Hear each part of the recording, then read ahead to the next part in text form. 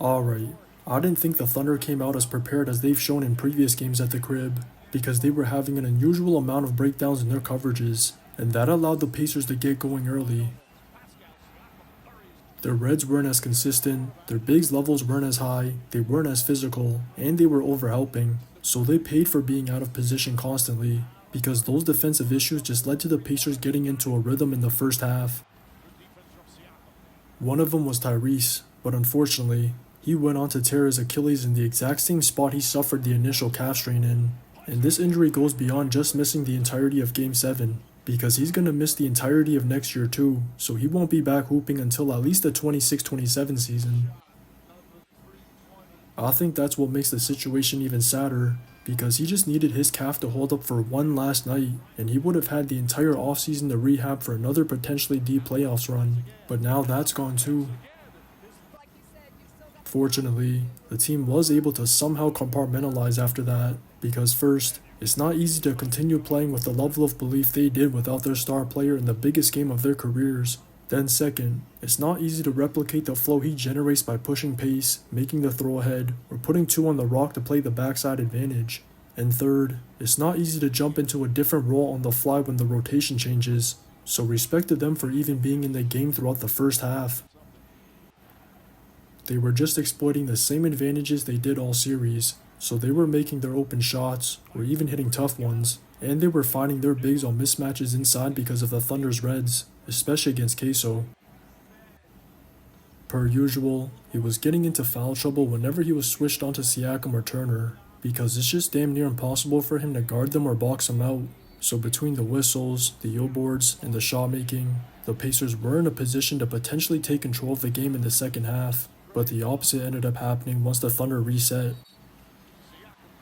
Defensively, they came out with way more intensity on and off the rock, they were way better with their Reds, and they were way better at staying home, so they weren't in a scramble as often, because they weren't constantly out of position for the Pacers to exploit.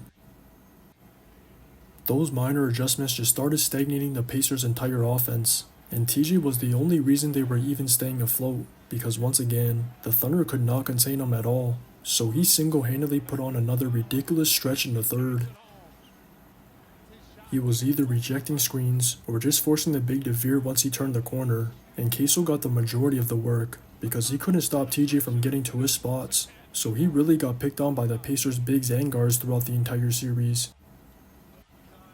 But as good as TJ was, his buckets couldn't compensate for the amount of turnovers he had, because more times than not, the Thunder's pressure would force him and even the others to pick up the rock. Then the Thunder's hardened L would give them no LS to pass out of, so once they were stuck, they were either making a bad pass, getting the rock taken, or just losing it from being rushed and having severe butterfingers. There were already glimpses of the turnover issues in the first half, especially in the backcourt, so it eventually caught up to him in the second half. But points off turnovers was just one of the categories the Thunder won out, and the other was second chance points. Their intensity was even showing on the boards, so between them crashing the offensive glass and the turnovers they were forcing, they were able to get definitive control of the game in the third, because those were keeping possessions alive or providing an extra one throughout.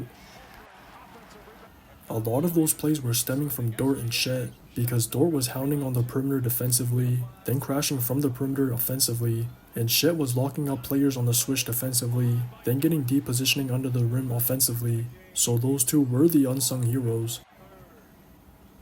Without the stops and no boards, they wouldn't have been able to maintain their lead, because as I've continued to say, their half-court offense has not looked good, and this was probably about as bad as I've seen it.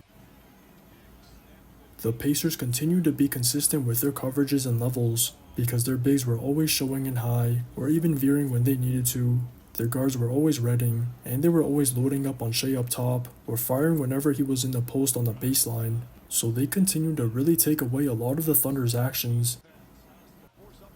That just stagnated the Thunder's entire offense, and I lost track of the amount of late clock situations they were in, because they were basically funneling everything through Shea, so the rock was exclusively in his hands the entire night.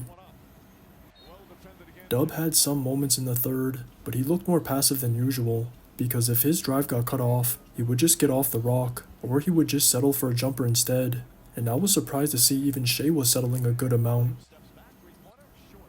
I assume he was probably tired from being the sole creator in the SNRs because he was having to reject, split two, or just beat the Pacers around the corner, and whenever he was able to get downhill, he was scoring in his spots, spraying the shooters, or more importantly, finding their bigs on the roll.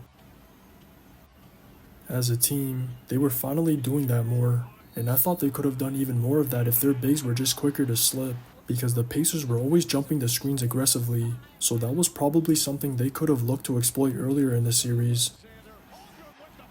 But at least they found the rolls, and at least they made a good amount of their shots from deep, because those provided just enough offense to maintain till the end, and those helped compensate for Shea's bad shooting night.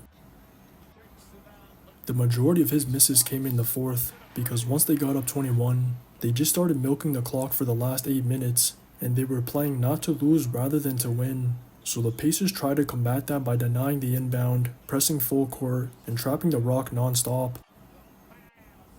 All of that combined just made for an anticlimactic ending, because it turned into a foul fest, especially whenever Matherin got downhill, so it made it a drag to watch. But that doesn't take away the Thunder completing a historic year, and Shea being the first ever MVP, Western Conference MVP, and Finals MVP on top of that. For this to be their second run with this score is impressive, and Shea's only just entering his prime, so I doubt this will be the last time seeing him on this stage, because this experience only makes him better going forward. Just watch the tape.